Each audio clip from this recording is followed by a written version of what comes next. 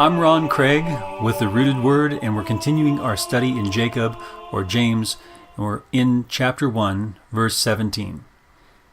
We're comparing it with the King James as we go. King James, every good gift and every perfect gift is from above, and cometh down from the Father of lights, with whom is no variableness, neither shadow of turning. The Rooted Word, every good cause and each completed offering is from the very beginning, walking throughout, stepping off from the Father of lights, from beside whom neither change nor turning movement to obscure is possible. So there's more detail, and you'll find that throughout the Rooted Word. There's more detail, so you can understand a lot more about the issue. So what is it saying?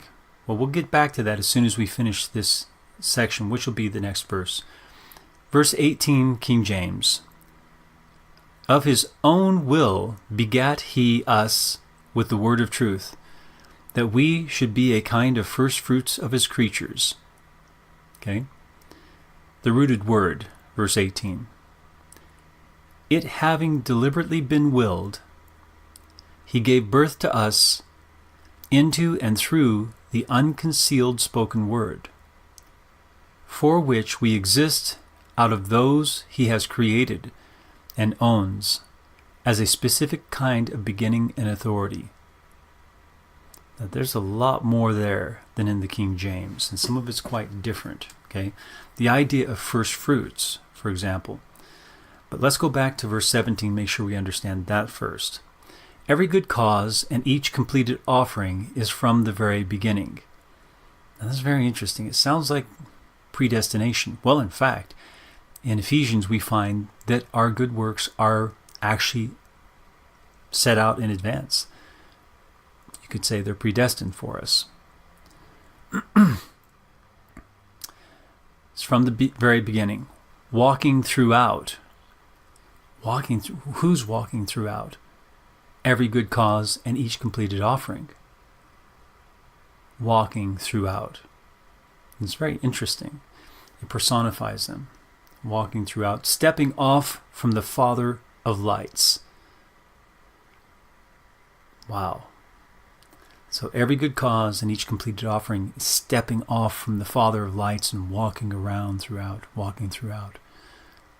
How? Through us. We're the ones walking around throughout, of course. And it's the good cause and the completed offerings that we are doing. From beside whom, from beside the Father, neither change nor turning movement to obscure is possible. So there's no change that will obscure his causes and offerings. There's no turning movement to obscure. It's not possible. You cannot obscure the light, the Father of lights, the light of the Father, the good causes, the offerings. You cannot obscure them. It's not possible.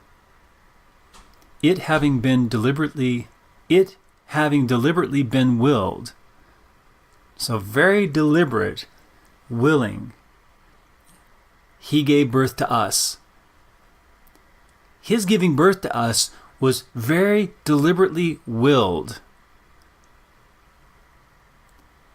into and through the unconcealed spoken word. So was it that he gave birth to us like individuals? No, it's not saying that. It's saying that his plan of giving birth to us through that unconcealed spoken word, that plan was deliberately willed. That was his plan. He set it in place, and he deliberately willed that. For which we exist out of those he has created. We exist for the spoken word? No. We exist for him who gave us birth into and through the unconcealed spoken word. Okay? Through which we exist, for which we exist out of those he has created and owns. Both of those are in that word. for which we exist, out of those he has created and owns.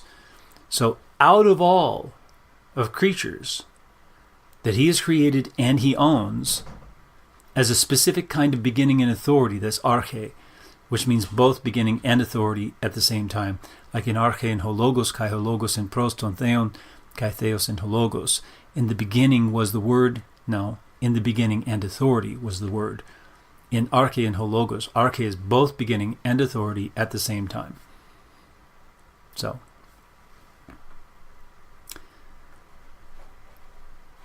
let's go on to verse 19. Verse 19, King James.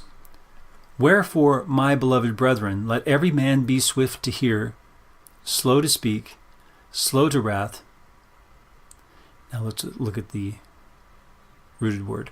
Since this is true, see, it's even clearer that it's connected with the previous idea. Since this is true, my beloved brothers, each person must be speedy to have listened to a matter, slow to have uttered on a matter, and slow into an agitation of the soul that seeks to control.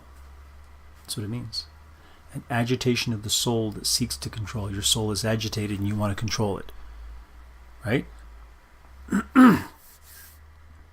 Verse 20. For the King James. For the wrath of man worketh not the righteousness of God. The rooted word, for a man's agitation of the soul that seeks to control does not thoroughly work out the virtuous equity of God. That agitation in the soul that wants to control does not thoroughly work out the virtuous equity of God. No matter how strongly you feel that, it doesn't do that. That's what he says. Let's go on with verse 21. King James, wherefore lay apart all filthiness and superfluity of naughtiness, and receive with meekness the engrafted word which is able to save your souls. So the King James is pretty packed with words too here. Some of them we've got different meanings today, like naughtiness. Naughtiness is what we tell a child, right? Or we tease someone about. So, verse 21 in the rooted word, wherefore, getting rid of every filthiness and malignant piercing, in mildness you must without hesitation receive and accept the authority for oneself of the breathed in word. That word being powerful in itself to save your souls, your voluntary breaths of life. We expanded on soul there, right? Because we felt like it was appropriate in this context to bring in the additional meaning of this, right? So, wherefore getting rid of every filthiness and malignant piercing. So let's go back.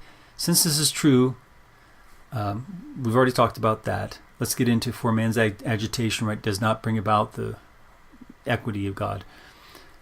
Wherefore getting rid of every filthiness, that's like being dirty, like completely dirty, right? Not dirty like as in modern sense of dirty, right? Like well, we use it that way, right? Using bad language, maybe watching pornography, maybe, any kind of things like this. No, it does mean something like that, but dirty is unclean, right? So filthiness. Getting rid of every filthiness and malignant piercing. Malignant is like you're trying to hurt someone, like damage them, destroy them. So it's not a piercing for testing, like we saw at the beginning. This is a piercing to try to hurt someone and destroy them. So getting rid of every filthiness and malignant piercing. In mildness, you must without hesitation, receive and accept the authority for oneself of the breathed in word. That word being powerful in itself to save your souls. God has breathed his word into us. And so when we hear the word of God, we recognize it. And if we hesitate, then we're doing wrong. It says without hesitation. and mildness. When we do hesitate, it's because we don't have that mildness. Okay? We need that mildness so that we won't hesitate, so that we can receive and accept the authority of that breathed in word for ourselves. That word that's powerful. It's being powerful in itself to save your souls, your voluntary breaths of life. This is a beautiful passage. So we see all these character qualities throughout these first few verses of James 1. It's such a beautiful tapestry of the character of the Christian. And James is showing us how we need to be this way.